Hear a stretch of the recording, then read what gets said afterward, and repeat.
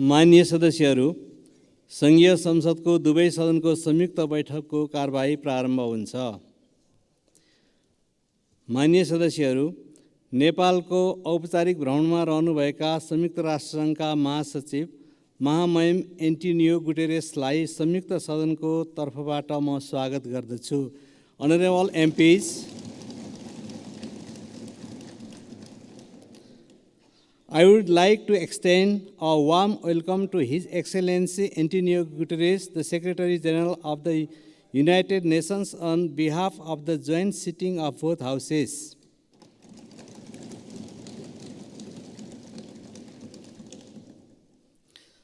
माननीय सदस्यहरू, म महासचिव महामहिम एन्टोनियो गुटेरेसलाई सङ्घीय संसदको दुवै सदनको संयुक्त बैठकलाई सम्बोधनको लागि अनुरोध गर्दछु।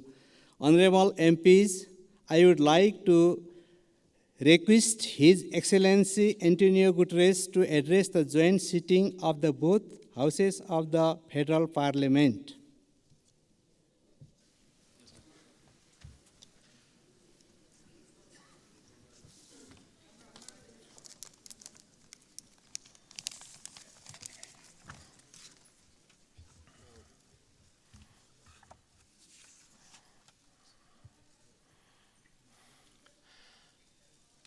Your Excellencies, the two presidents of the two houses of the Nepalese Parliament, Excellencies, distinguished ministers, parliamentarians, and friends.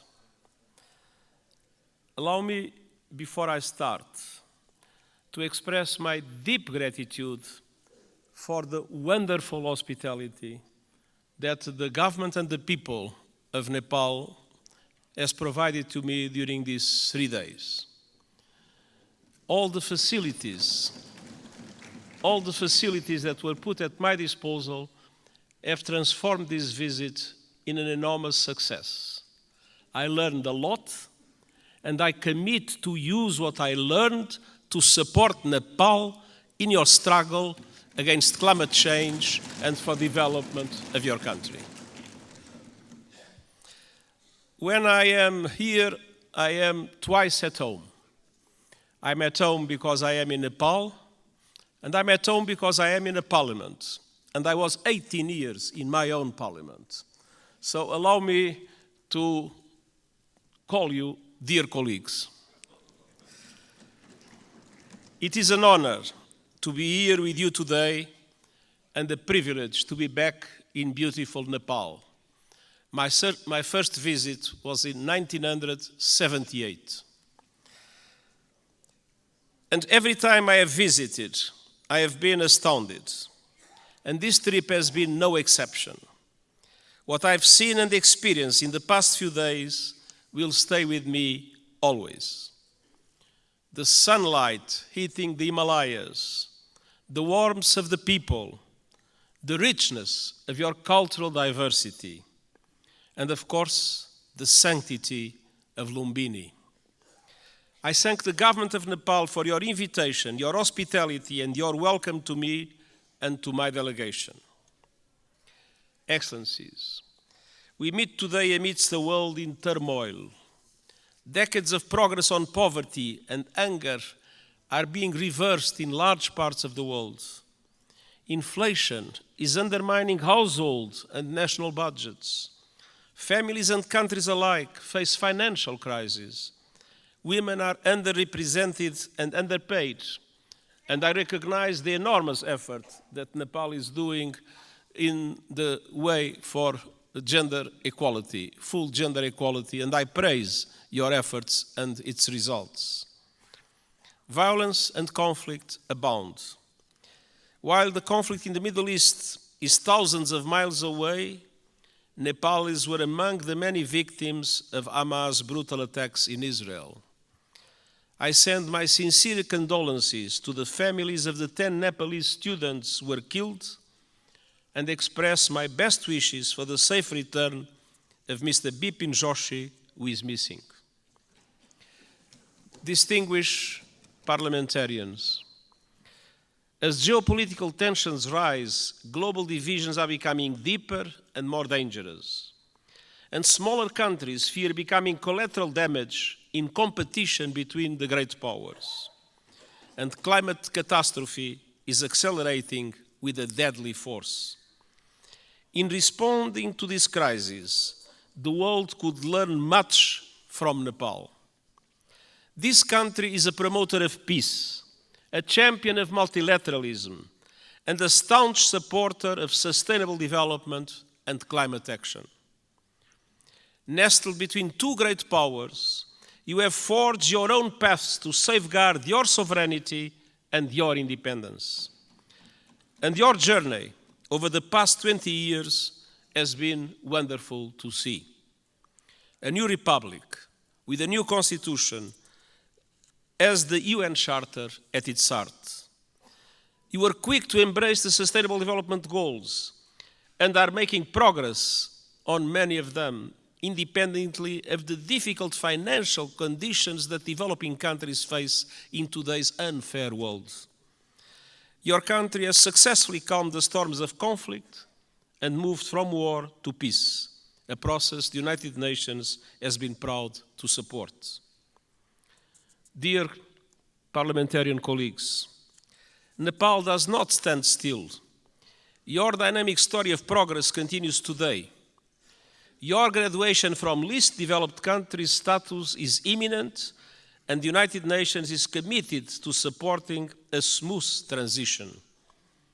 And you are preparing the final stages of our Nepalese-led peace process, healing the wounds of war through transitional justice. A process to bring peace to victims, families, and communities haunted by questions and scared by injustice, and help put the past to rest. Transitional justice can play a vital role in securing lasting peace, but we all know it's not easy. By nature, it's a delicate and complex process. We know that transitional justice has the greatest chance of success when it is inclusive, comprehensive, and has victims at its heart.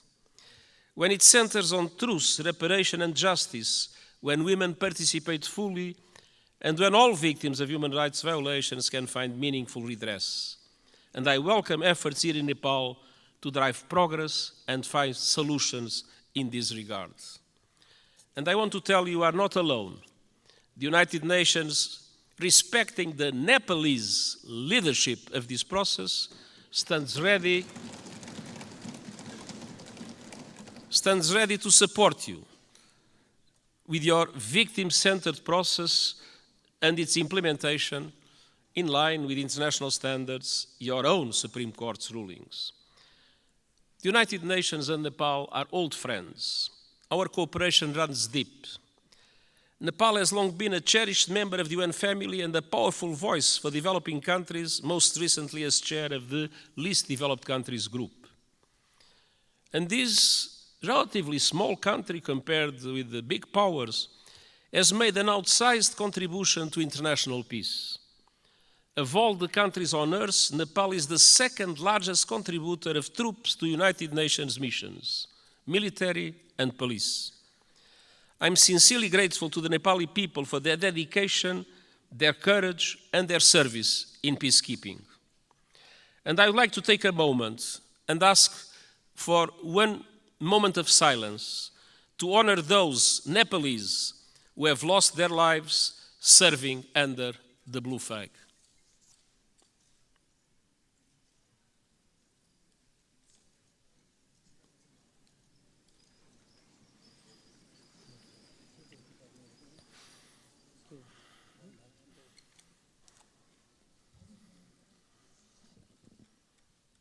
हामी मौन धारणको लागि 1 minute साथ दिनेछौँ।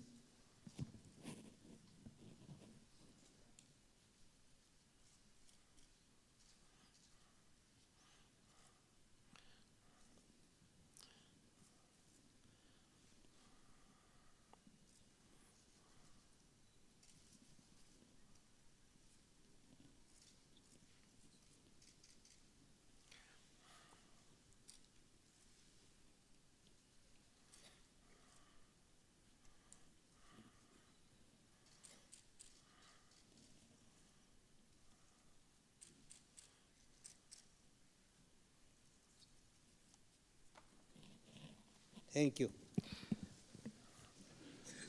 Their memory will never be forgotten, and the United Nations is proud of the exceptional contribution of Nepalese soldiers and police officers in our peacekeeping missions. Dear parliamentarian colleagues, on climate action, Nepal is a frontrunner. You are on target to reach net zero emissions by 2045. Thanks to extraordinary reforestation efforts, trees now cover almost half of the country. And you are one of the pioneers of the Early Warning Systems for All initiative, which aims to protect every person on Earth by 2027. Yet global crises are hitting Nepal hard, as they are developing countries around the world. The lingering effects of COVID-19 pandemic, inflation, and above all the climate crisis are threatening hard-won development gains and squeezing the funds available for investment. Nepal contributes a minimal fraction of a percent, 0.000%, to global emissions. But monsoons, storms, landslides are growing in force and ferocity, sweeping away crops, livestock, and entire villages, decimating economies and ruining lives. In August, landslides caused by heavy rains caused devastation and killed scores of people. And glaciers are melting at record levels. I was a witness. Nepal has lost close to a third of its ice in just over 30 years. The effect is devastating. Swollen lakes bursting, rivers and seas rising, cultures threatened, and mountainsides exposed, inflaming the risk of landslides, and avalanche. Threats will continue mounting. Himalayan glaciers provide fresh water to over 1 billion people. As they shrink, so do river flows. In the future, now we have too much floods, but one day in the future, Himalayan rivers like the Indus, the Ganges, and the Brahmaputra will have their flow severely limited. Combined with saltwater intrusion, that will decimate deltas in this region and beyond. That could mean low-lying communities and entire countries erased forever. Millions of people on the move and fierce competition for water and land. Nepal is now one of the countries that is suffering the most, but other South Asian countries might become, in the future, terrible victims of the receding glaciers of Nepal. Dear parliamentarian colleagues, what is happening in this country as a result of climate change is an appalling injustice and a searing indictment of the fossil fuel age. I am deeply concerned by those communities in Nepal facing the brutal impacts of the climate crisis. The United Nations stands with them. The world must do the same. That was one of the reasons why I took profit of my visit to the Everest base camp to issue a video for the whole world showing the drama of receding glaciers and the impacts that will have in the future. Nepal and other developing countries need far greater international support to aid development, accelerate climate action, and weather the current global storms. I have proposed a Sustainable Development Goals stimulus that would release at least $500 billion a year in affordable long-term finance for sustainable development and climate action in developing countries like Nepal. Member States welcomed the proposal at the General Assembly last month and committed to advance it. I call on them to take action now to make these commitments a reality. Unfortunately, in our world, many times people announce commitments and then do not implement those commitments. These commitments about finance for developing countries and climate action must be implemented. I urge leaders to act on climate without delay, with the biggest emitters leading from the front. All countries must put the acceleration agenda I propose into effect to limit the rise in global temperature to 1.5 degrees Celsius. and they must make COP28 count with a strong outcome building on the so-called global stocktake. And we also need to deliver climate justice. Developed countries must honor the promise of $100 billion a year to support developing countries in climate, and double adaptation finance as a first step of devoting half of climate finance to adaptation. Investment in the resilience of communities, in the resilience of infrastructure is today a must, because climate change impacts are not a problem of the future, they are felt today by the populations, and it is today that developed countries must support countries like Nepal to do the necessary investments in that regard. The most vulnerable must be at the center of efforts to build climate resilience. And all parties must operationalize the landmark loss and damage fund at COP28 this year. There is loss and there is damage. You can see it in Nepal. There must be a compensation for it. The Nepalese people depend on it. For families that have lost their home to storms, for communities forced to abandon their villages by rising rivers, loss and damage is not a negotiating point or a bureaucratic abstraction, it is a lifeline. Dear parliamentarian colleagues, Nepal has long been a friend to the international system, and today their system is in dire need of refresh, revitalization and reform. The world is in a state of flux, it is moving towards multipolarity, and that is a good thing. A multipolar world provides new opportunities for leadership and balance on the global stage. But this new dynamic requires strong multilateral institutions to maintain peace. History shows us that. At the beginning of the 20th century, Europe was multipolar, but without strong multilateral institutions, it descended into war that engulfed the world. That is not a risk we can take. We need strong international reformed institutions that reflect the realities of today. But ours, like the Security Council or the Bretton Woods system, mirror the world in which they were founded almost 80 years ago. They correspond to 1945. They do not correspond to what is the world in 2023. That must change. Developing countries must have far greater representation in international institutions. I have called for reform of the outdated United Nations Security Council, and I have proposed measures to reform the global financial architecture so that it better represents developing countries and responds to their needs. And these proposals are gaining traction at this year's United Nations General Assembly and beyond. But of course, there is always the resistance of those that benefit from the present unfair systems. The United Nations Summit of the Future next year is an important chance to push further progress, and I count on Nepal's support to help make the change we need a reality. Dear parliamentarian colleagues, multilateralism must both reflect the world and respond to it. That means creating the institutions and tools we need to address new threats and to seize new opportunities. Today, technology is an example of both. It can solve problems and spur development, or it can entrench divisions and inflame inequality. Today, it's doing too little of the former and too much of the latter. We need a global response to the technologies that are changing the world at astonishing speed, to harness them for the good of humanity. And all countries must have a say, not only the most rich countries in the world that have more resources to develop those new technologies. My high-level board on artificial intelligence includes experts from G77 countries, the Global South. It will report this year, so member states can consider global governance options for artificial intelligence. And it must also bring the benefits of technology to all and ensure that a new technological era, no one is left behind. This is the purpose of the Global Digital Compact the United Nations is proposing.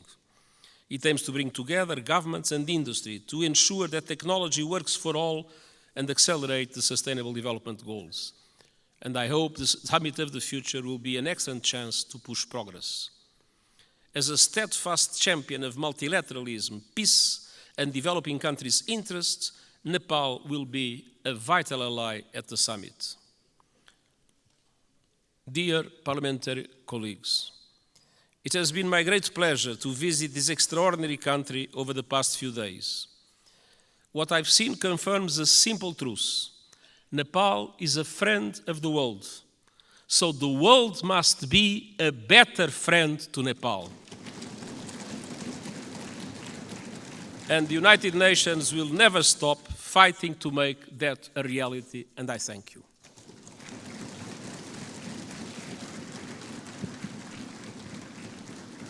अब म महामहिम Antonio गुटेरेसलाई आसन ग्रहण गर्न आग्रह गर्दछु. Now I would like to request his excellency to be seated.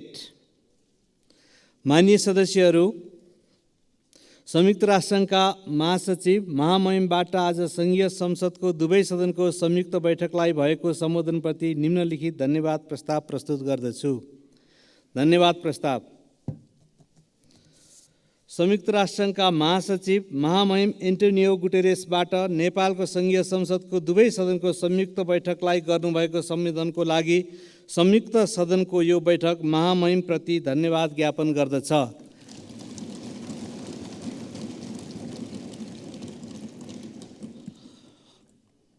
Motion of thanks. This joint sitting of the Federal Parliament of Nepal expresses its gratitude to the Secretary General of the United Nations, His Excellency Antonio Guterres, for his address to the joint sitting of the both Houses of the Federal Parliament.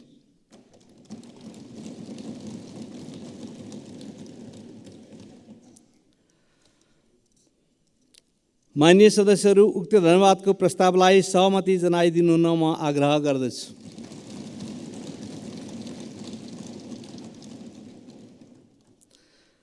माननीय सदस्यहरू, यो बैठक स्थगित भए पश्चात सम्पूर्ण माननीय सदस्यहरू आफ्नो स्थानमा उभिएर महासचिव महामहिम एन्टोनियो गुटेरेसलाई बिदाई गरिदिनु हुन म आग्रह गर्दछु.